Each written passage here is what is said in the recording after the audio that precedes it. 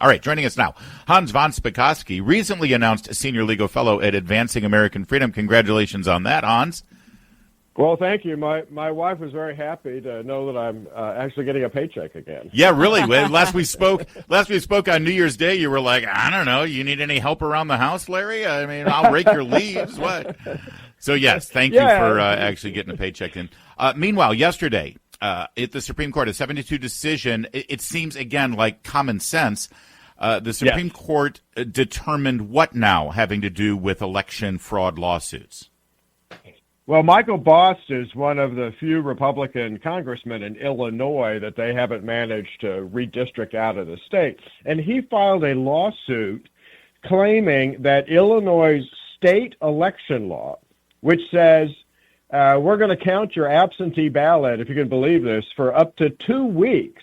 If it comes in for 2 weeks after Election Day, we'll still count it. He said, well, that violates federal law. Remember, there's a federal law, several, that set the date for federal elections to be the first Tuesday after the first Monday in November. Mm-hmm. And the trial court there said, you don't have standing to bring this suit. In other words, you have no actual injury, so you can't bring a lawsuit. And unfortunately, the Seventh Circuit Court of Appeals agreed. Amazing. And it is. I mean, those are just... they were such dumb decisions, because if a candidate doesn't have standing to file a claim saying that a particular state law violates federal law, well, who would? Right. Anyway, fortunately, yesterday, the Supreme Court, 7-2, issued a decision saying, well, of course, Michael Bost and candidates have standing in this kind of situation, and they issued a very broad rule. Now, there was concurrence by Barrett, joined by Kagan, of all people, in which she agreed in the judgment. But there was a dissent written by, Jackson and Sotomayor, the two most liberal justices, and they basically, they really almost wouldn't allow candidates ever to challenge state election laws. Yeah, it's like if a candidate doesn't have standing in a case like who does. A real quick follow-up before I throw it to Bethany. Did they make any opinion on the merits of the case? Or was this solely based on who has standing? Because, I mean, it seems like a no-brainer to say, yeah, Election Day is Election Day. You don't take mail-in ballots 2 weeks later. No, they didn't issue a substantive decision. They basically said, no, Bost, you do have standing to bring this claim, and they sent it back down to the lower court. But that issue is already up before the court in another case they accepted called RNC versus Watson, because the Fifth Circuit U.S. Court of Appeals already held that Mississippi's got a similar law, although they only allow 5 days after Election Day. The court took that case, and so they're going to decide whether all these states that allow absentee ballots to come in after Election Day, whether they're violating federal law. So even though this is a great standing, a decision on standing, the substantive issue, it's already up before the court in a different case. Okay.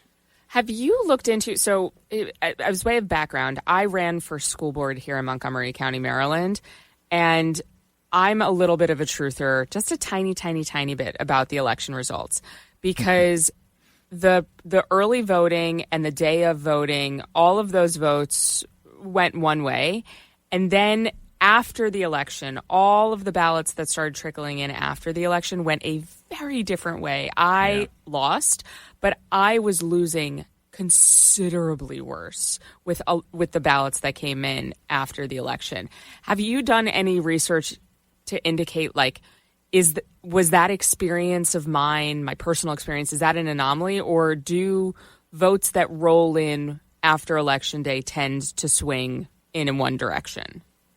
No, that's very suspicious. All the research that I've done, and I've been doing this for 3 decades, are that when a candidate wins, their percentage of wins tends to be the same, whether it's on Election Day, early voting, or absentee ballots. In fact, in absentee ballot fraud cases that I took a look at, a key indicator was that the absentee ballots votes were totally lopsided in comparison to those other votes. That's usually very suspicious.